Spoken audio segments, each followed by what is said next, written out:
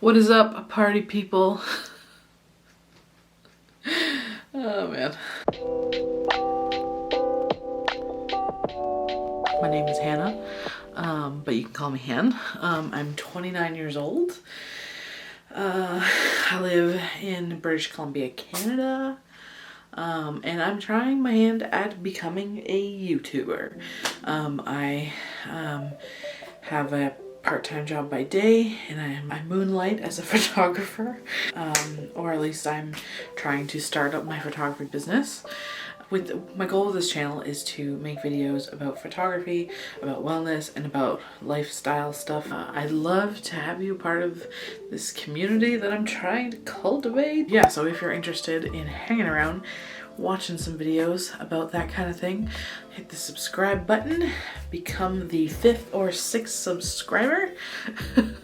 Right now there is 4 of us on the channel, and I love and adore each one of you, seriously. Because I'm a new YouTuber, every subscription or every subscribe or like or comment I get really makes my heart flutter, and I just do like a little happy dance and squeal like every time. So it would mean a lot to me if you would join.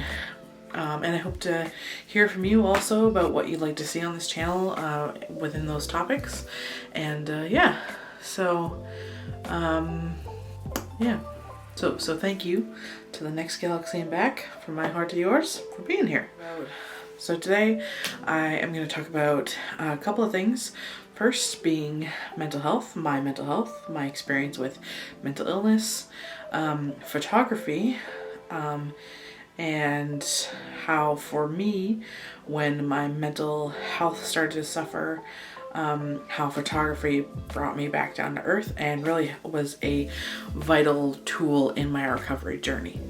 At the end of this video, I'll also give 5 tips for how photography could help you if you are also in recovery space. So the one thing I did want to say, just as a disclaimer before I get started, is if you are suffering from a acute mental illness or very low periods of mental health, please reach out to someone you trust, or a professional, or someone that cares about you, that you care about, for help. Because as much as photography was a tool in my recovery journey, it was just one part of like a very vast puzzle piece, very, very vast puzzle of pieces of things that helped. So like, is photography going to save your mental health? Probably not, but it could be a tool that you use in your everyday life to help you stay present and maybe remember things and be creative. And it's just one thing that can help. It's not the end all be all. And there's also a lot of other things that can help too, right? Like getting good sleep, exercise, meditation, having a proper diet. Make sure you're eating your regular meals every day, and obviously there's a lot more into it than that, but I say all that to say this video is not going to solve all your problems. I'm just going to share my experience, something that helped me, and I hope that from this you can gain some inspiration if you're in a particularly low place. But that said, if you are in a low place, please reach out. People do care and people do want to help, and you can recover, that's for sure. So anyway, back to the video. Started from the bottom, now we're here. Started from the bottom, now the whole team right here. Started from the bottom, now we're here. Okay, anyway. So a little bit about my mental health and my mental illness, or I sometimes call my mental health condition. You wouldn't know this about me unless you know me, which 4 to 5 people on this channel, or I should say 2 out of 4 people on this channel already know me. Well, 2 people. Anyway, never mind. You wouldn't know this about me if you didn't know me, but I'm actually in the 1%. And, you know, I always wanted to be in the 1%, but I just didn't specify which 1%. Before you start thinking that I'm a gazillionaire, I am not.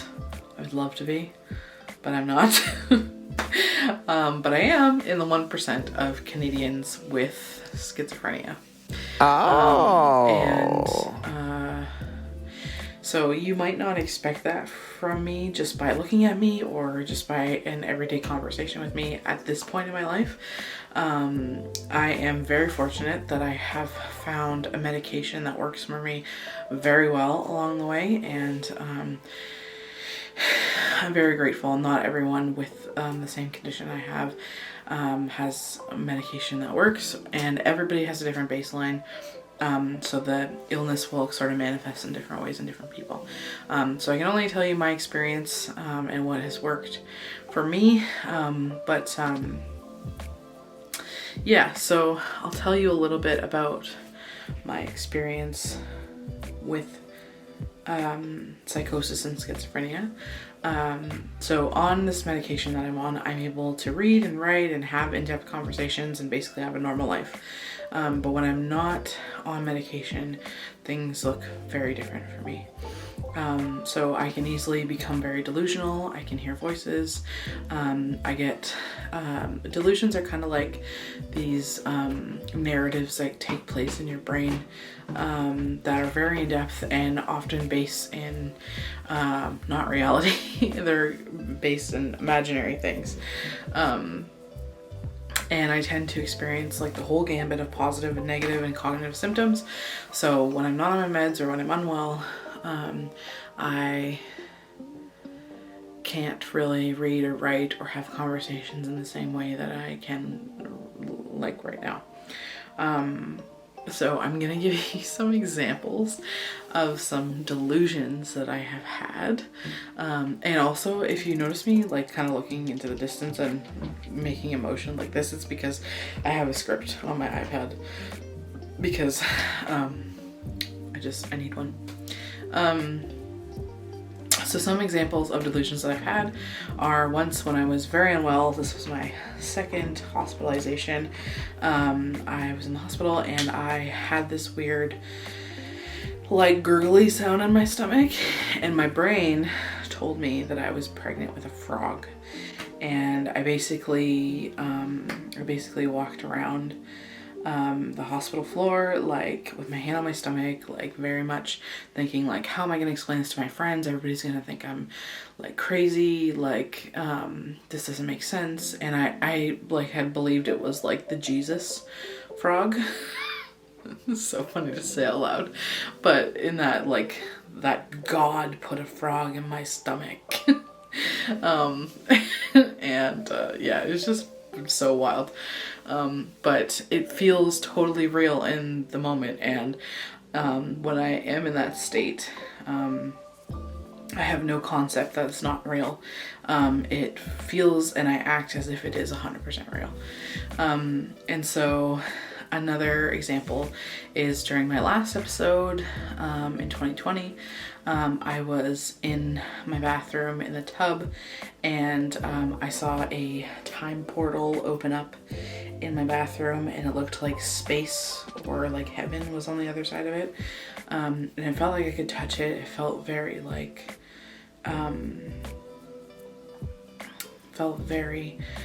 felt like I could feel the darkness of space is how I'll describe it. Like I could touch that. Like anyway, felt like it was in outer space. But I saw this thing open up in my bathroom. It was a trip. But yeah, so pretty unreal, but it was very real to me. It, like when I remember it, I know that it wasn't real, but I saw it in my life as if it actually happened. A bit about my experience. Anyway, I say a lot to say my mental health has been in some pretty wild places, and every time I have an episode, it takes me about 2 years to come back down to earth, and then a couple more years to rebuild my life after that. I've had 3 episodes. My last one was in 2020, like basically the same month as COVID started or like that we started to hear about like lockdown and stuff. So yeah, anyway, that's a little bit about like just a tiny bit about my experience. But why am I telling you all this?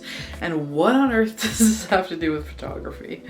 Well, as I mentioned, my last episode was in March of 2020 is well, it was actually April 2nd, but is when I got into the hospital, and I got out of the hospital May 1st 2020 as a whole new delusional person.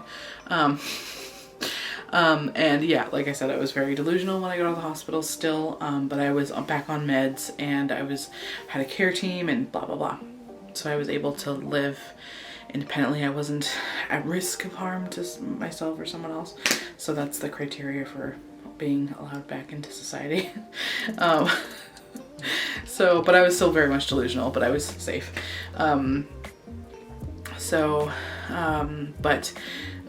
What I struggled with is a lot of cognitive stuff. So I'd be having a conversation with someone, and like within basically 5 seconds of having that conversation, I'd forget what that conversation entailed, and I couldn't retain information. I had a really hard time like writing and making sense. My words were still very word salady, my brain felt like it only worked in the exact present moment. So I would be very present and like trying to absorb as much of the present moment as possible, but I couldn't remember anything. Like I remember at one point trying to send an e-transfer, and I must have tried for like half an hour to an hour to send this e-transfer, but I couldn't do it, and so I ended up just leaving it and having to do it like a few weeks later when I was when my brain started balancing out a little bit more. But yeah, so this was my third episode, and I didn't know how I'd get better, but because it was my third episode, I knew that I had recovered twice before. It was kind of like a back burner thought, like just a thought in the back of my mind, but I really believed that if I like tried to do good things for my brain, that my brain would heal. And I kept saying to myself, like, it's gonna take time, like just believe, like keep going and just make good choices, because I wasn't making good choices prior to that. But anyway, I tried to think of ways that I could help myself, and I had always loved taking photos. Like when I was like, I remember I got my first digital camera probably in like 7th grade or something, I think, or maybe 8th grade. And I would take photos of all my friends, like take photos of myself. I take photos like random things at home. Like I loved taking pictures of anything that was around me. I loved documenting a moment in time. Like, oh, that stuff makes me like so jazzed. I don't know what it is, but I'm still like, I love documentary photography. But so anyway, while I was unwell, I had this idea that if I couldn't remember things, I would take a picture of it, and then I could look back on it later, and I wouldn't need to remember. I could just look at the picture. So it saved me a lot of like mental space, not needing to try and remember. I just take a picture, and even if I like wrote stuff down, I'd take a picture of the stuff I wrote down so I could look back at my photos and like know where I wrote it down. So yeah, and it really helps so much. And if I like ever was trying to remember something and I didn't know what was real and what wasn't, I would just look at the picture and be like, oh, this actually happened, because I have the picture, have the receipts. And I sometimes would like favorite important things, that so I could find them faster and make folders and blah blah blah.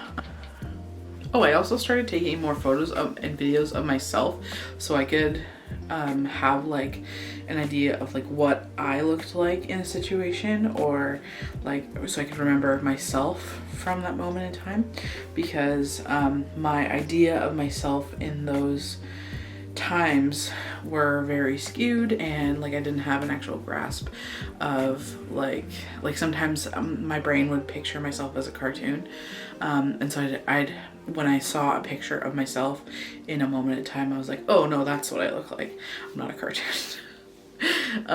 So yeah, so it really helped in a lot of ways. Eventually I started taking long photo walks every morning.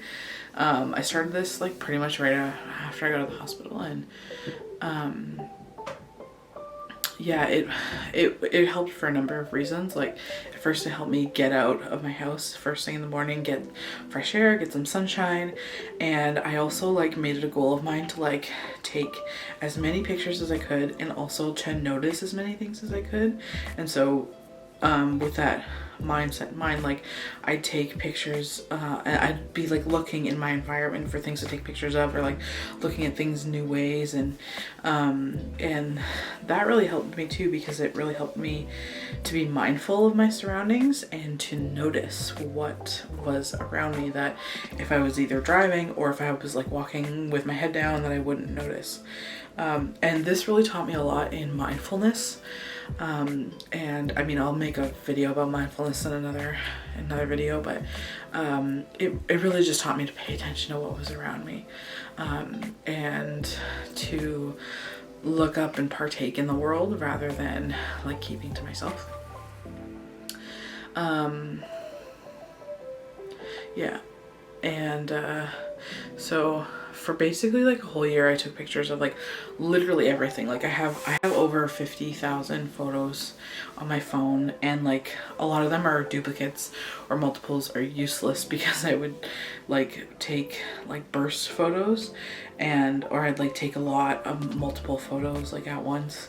But I look back on these photos now, and they help me remember that specific moment in time, like tell a story. So I'll put in some photos like as I'm speaking about different points in my journey, and for example, like I'll put in the day I got out of the hospital.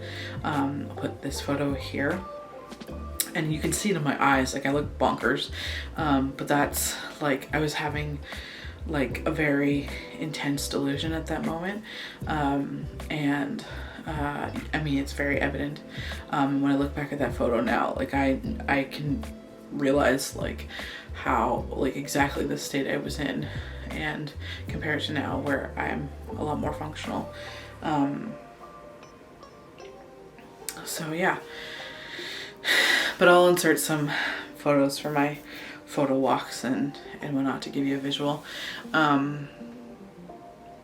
But yeah, so as I was like taking these walks every day and taking a lot of photos, I started to think about like, okay, well, what really makes a good photo, and how do I know if it's a good photo, and like how do I actually use a camera instead of my phone, and like because I didn't know anything about like actual cameras and photography. I was just taking all my photos like snapshots on my phone, and so one day my family was having a conversation about photography, and it just clicked in my brain that I could potentially do it as an actual career. And so I went home that night and I looked at photography programs in my city, and I ended up applying, and everything happened very quickly, and I ended up going to school for professional photography, and I did that all last year, and I now have a diploma in professional photography, and I learned like about lighting, I learned about color theory, professional posing, learned about how to use a camera, learned about like aperture, ISO, shutter speed, learned about depth of field, like learn all the ins and outs, and like to a professional level of. I also learned about the history of photography, the rights you have as a photographer, composition, and professional editing. But I also learned a lot about other professional photographers and photography styles, and how to make a, and all the business ins and outs of photography as well. So I learned a lot in this year. It was like a condensed program. It was a condensed program. It was a full calendar year. And yeah, so that's kind of what brought me to this point where I am today, where I'm now starting my business. And you know, it's gonna take a while to get my feet off the ground and get like repeat clients and stuff, but I really believe slow growth is, like, for me, the best way to grow, because when I try to do things too quickly, I end up getting just burned out, to be completely honest. So I'm doing the slow road this time. But I really learned so much from this program, and I'm truly grateful I got to take it, because I now have like a fundamental understanding and pretty in-depth understanding of photography and how to use a camera and lighting. Oh my god, lighting is so cool. It's like so sciencey. I felt like I was in a science class sometimes. But the other thing that school did was it got me out of bed every day, and it gave me purpose, which was when I had first got out of the hospital, that year. It was like 2021. It was COVID. I was still recovering. My brain was healing. I didn't have a lot of purpose, and like I was just at home. Like I remember just sometimes just listening to music and just like staring at the wall all day, because I had no idea what to do with myself. I was alone. Everybody was like at work or with their families or doing like different things, and I needed something to do, that like a project to work on, like a purpose to get me going and get me out of the house. And I was alone with my thoughts a lot of the time, so when I would get like overwhelmed with fears about like not wanting to leave the house, or like I just get so in my head. And so I applied for this program, and it really did wonders in getting me out of the house every day, giving me a project to work on, learning something, and being able to grow a skill that I didn't really have previously. And it was something creative, so I loved doing it. But yeah, I also got to be around people, and like when I first started the program, we were still wearing masks in class every day, and then by the end of it we weren't, you know, so it gave me something to focus on outside of this god-forsaken panini press that we were in for so long. So yeah. I also learned that professional photography and running a professional shoot, like in a studio especially, can be exhausting and take so much work and planning and preparation, equipment and skill. Like there's so much that goes into some of these professional shoots that I wouldn't have ever realized before. So it gave me an appreciation for the art of photography as well. And I also learned how to express myself in creative photography. One thing that we talked a lot about in school was, instead of taking photos, learning how to make a photo or create a photo, and what goes into that and all the different elements. Yeah, so and it's different from what I was doing on my photo walks, where I was just like, I was still being mindful and like observant, but I was still just taking snapshots. There was no actual craftsmanship to the work. So my love for photography has grown so much since taking that program, and like I said, I'm truly grateful for being able to be a part of it, and for all the learning I got to experience, and for the skills I have now. And I'm just so very excited to see where this will all lead me, and I am excited for you to be a part of the journey, because I plan to document my journey with photography and where it goes, so, and mental health. So yeah, that's just the main overview of like the story of my mental illness and photography and how the two come together.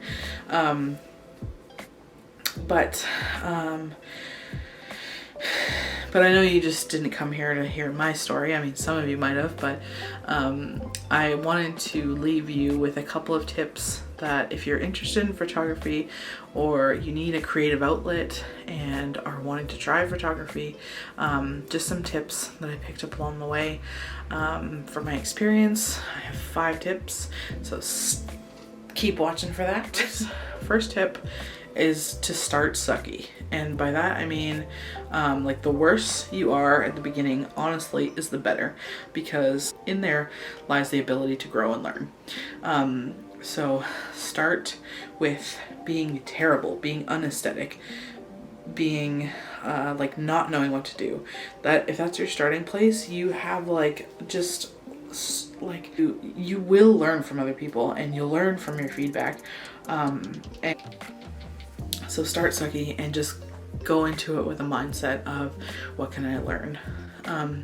Second tip is slow down. So one of my biggest takeaways from learning photography was learning how to be an observer of the present moment. So if I was taking a picture of a flower, for example, I would study how the light affects it, its movement, its color, the background, the focus. Anyway, I say all this to say photography teaches me to slow down and think about what is happening in front of me instead of just snapping at this or that. If you're thinking about the craft of photography, slow down. Third thing is let it carry you beyond your fears. So sometimes my mental health condition will lead me to isolate myself and be like flooded in my anxieties, and I won't want to leave the house. Or I'll be fearful of doing a certain thing, or I'll want to bail on whatever it is I'm supposed to do because I'm afraid of all the things that could go wrong. Photography helps me get out and explore and encourages me to take part in the moment of what I'm experiencing and go so that I have something to photograph. So it gets me out of my comfort zone and into my adventure zone or my exploration zone. Not to necessarily like do it for the gram or like do it for like to do it for the validation, but I actually keep a lot of photos to myself, but to let it stretch me and see where my camera can take me.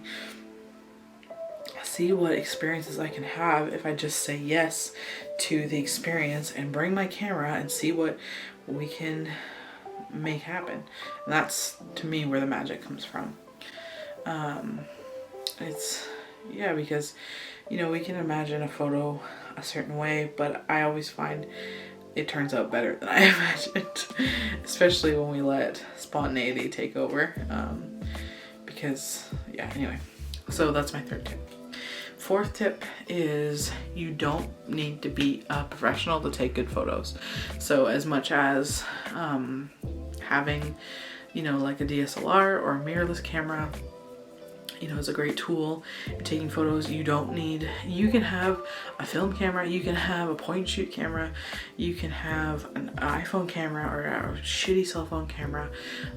It doesn't really matter. A good photo is relative, and yeah, there's like a lot that goes into like professional photos, but if you're just taking photos as a hobby, you know, it's what it does to the viewer and how it makes you feel. That's what makes it mean something. And you can take a perfectly wonderful photo with like 10 different shitty ass cameras and a professional one, and they're all going to come out differently. None makes them better than the other, but photos are a way of sharing your unique perspective in the world. Number 5, don't be afraid to share your vulnerable photos. I always go back to that phrase, that old cliche that a picture is worth 1,000 words, and it's like I was saying in my last tip, like a picture is a way to communicate something we have seen or experienced to another individual, and we're sharing something that's real, and it's a way of showing our perspective. without photos, we can really only describe our experiences. Photos are real and they are honest. And sometimes they are not. Sometimes they are fake and manipulated and created, and that's okay too. So don't be afraid of sharing your true self, your creativity, your authenticity with the world and with people that you love. You might be surprised in the response you get, and you never truly know how what you create impacts another human being for the better. And that's how we kind of like all grow together, right? Is an example of a photo here that I took in school. It was a long exposure project, and I was really surprised by the feedback I got.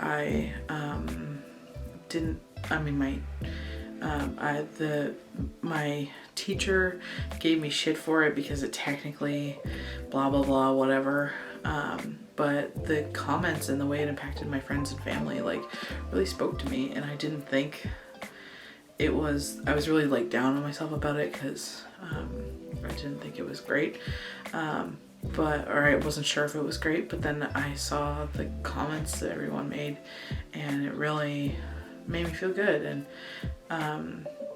made me kind of appreciate it in a way that I didn't at first, because my teacher gave me shit for it. Could have been better or whatever.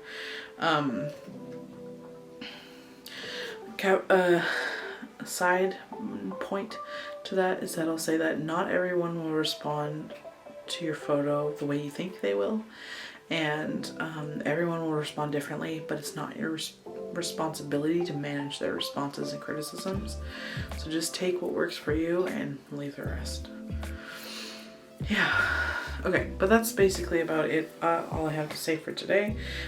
If you made it to the end of the video, thank you so much. I really appreciate you watching this video, taking the time to sit and listen. I truly hope you got something helpful or beneficial to you out of this video. If you did, please leave me a comment saying what you learned, or what's your favorite part of photography or photographs or anything. I'm a huge photo nerd and I love hearing different people's perspectives, or thinking about things that I would have never considered before. So leave me a comment, let me know what your thoughts are. Yeah, I hope this video inspired you in some way to be creative, to get out and just take some damn photos. If you're suffering with mental health, a low mental health period right now, I encourage you, please reach out and do what you have to do for yourself.